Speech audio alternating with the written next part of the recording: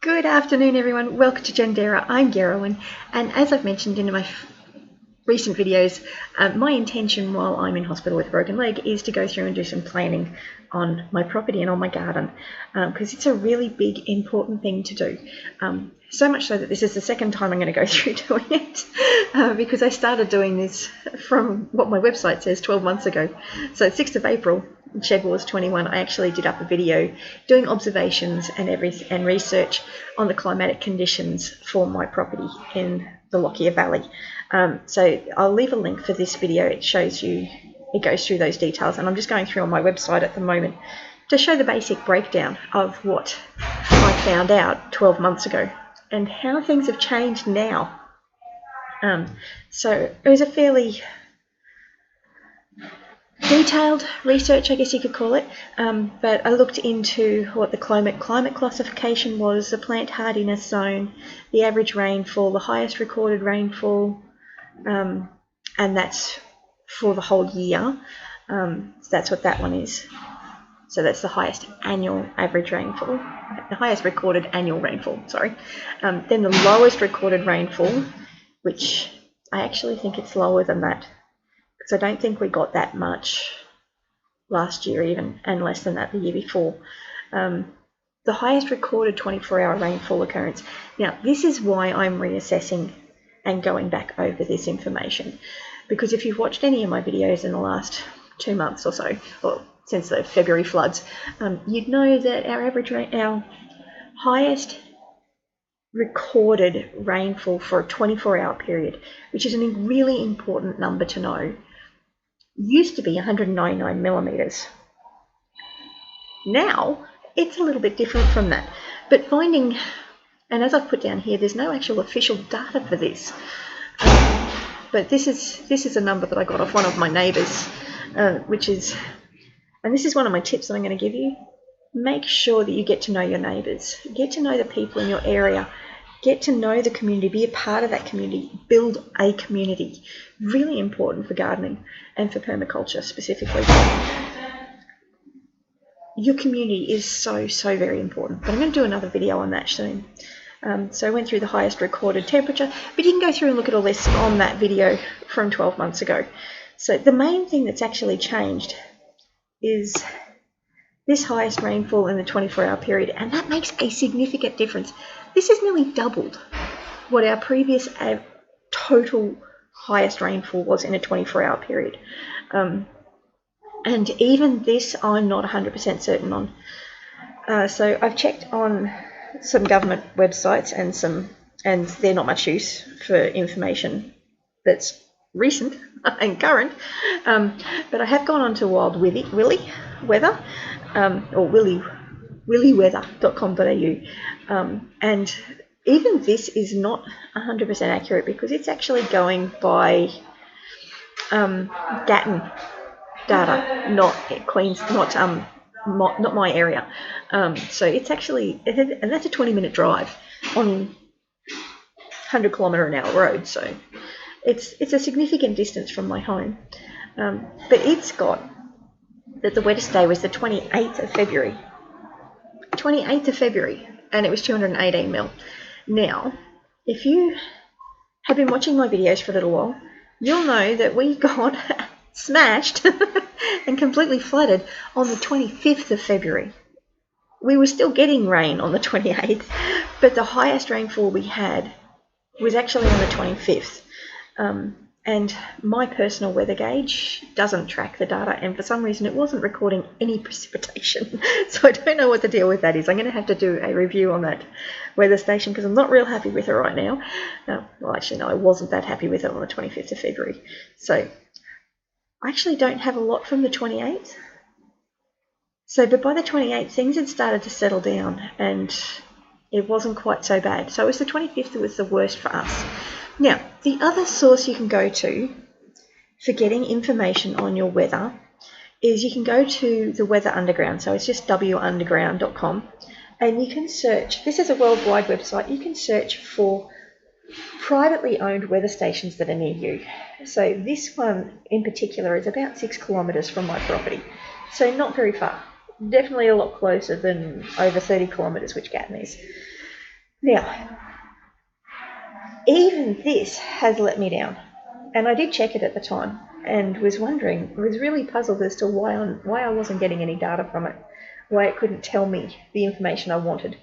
And even this, it's only telling me that for the whole month of February, there was 12.75 inches of rain, or in metric, where is it? Sorry, flicking screens. So that's feet and inches. In millimetres, it was 323.84 millimetres. So that's very different. So that's over the entire month. And I was sitting there going, okay, why is this telling me this? So I looked down and kept going down. Oh, there's a graph on here before. And the big problem that we had was this weather station lost connection to the internet because they lost power for 3 days. So they were without power for those 3 days. I'm not sure why that graph's not showing. See if I can convince the graph to come up. Probably not. The internet in here is quite bad. But it's better than nothing, so I'm not complaining. Although I know it did sound like I'm complaining. But I'm really not seriously complaining. Although I probably am. I've got to get better at accepting the things the way they are. But, so yes, so this... I don't know why it's saying from December 1934, but we can go and change this over and have a look. Ah, dear. So February 2022, let's have a look at that.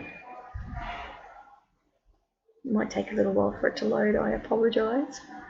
See if it'll actually work. The internet is really slow. But, so yeah, so...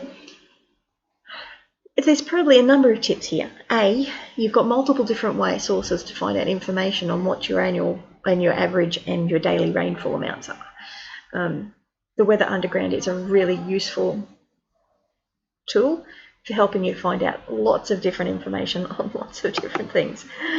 So at the moment I've been focusing on rainfall because I know that piece of information changed from 12 months ago.